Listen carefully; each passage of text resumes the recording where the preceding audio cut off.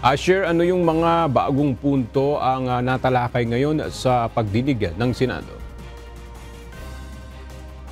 Ang unang question ng mga senador ang relasyon sa pagitan ni Alice Guo alias Guo Waping at ni Suwal Pangasinan Mayor Liseldo Dong Kalugay. Kaugnay ito ng umano'y negosyo ng dalawa, particular na itong registered business na Alisal Aqua Farm na nasa ilalim ng pangalan ni Sheila Guo, ang itinuturong kapatid ni Alice Guo. Sa muling pagdinig ng Senado kaugnay sa mga isyong kinasasangkutan ni Alice Guo, giit ni Mayor Kalugay na magkaibigan lang silang dalawa ng pinatalsik na alkalde ng Banban Tarlac. Wala rin anila silang joint business ni Alice Guo na pinirmahan ni Sheila Guo o ano pa mang business sa nakaraan o sa kasalukuyan. Itinanggi nito na may kinalaman sa kanilang relasyon umano ang pagsuot niya ng isang campaign t-shirt ni Alice Guo na makikita sa isang larawan ng alkalde. Maging isa pang larawan na makikita magkasama silang dalawa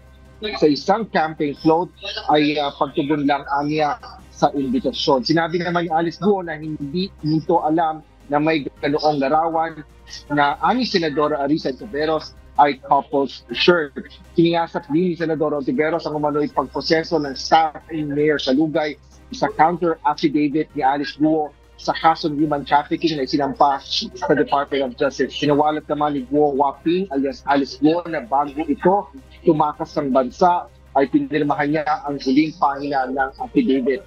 Ngunit napuna ng mga senador na magkaibang salaysay ng isa sa mga staff ni Alice Guo sa pahayag ng alias Kadante na kasama umano sa pagpapanotaryo ng naturang affidavit. Tinanggi ni Mayor Kalugay na may connection siya sa negosyong ng nagngangalang Alisal Aqua Farm. Ayon kay Mayor Kalugay, batay sa kanyang pag-imbestiga ay hindi nag-ooperate ang negosyo. Ngunit giit din ni Senador Jingo Estrada na patuloy pa rin ang operasyon ng Alisal Aqua Farm at may mga larawan pang ipinakita ang mambabatas. Sa kasalukuyan ay hindi pa nagsasalita si Cassandra Leong, ngunit patuloy pa rin ang pagdinig ng Senado kaugnay sa illegal na operasyon ng Philippine Offshore Gaming Operator o POGO, pati na rin ang pagtakas ni Alice Guo at mga posibleng sangkot dito. Yan muna ang latest sa Senado. Balik sa iyo.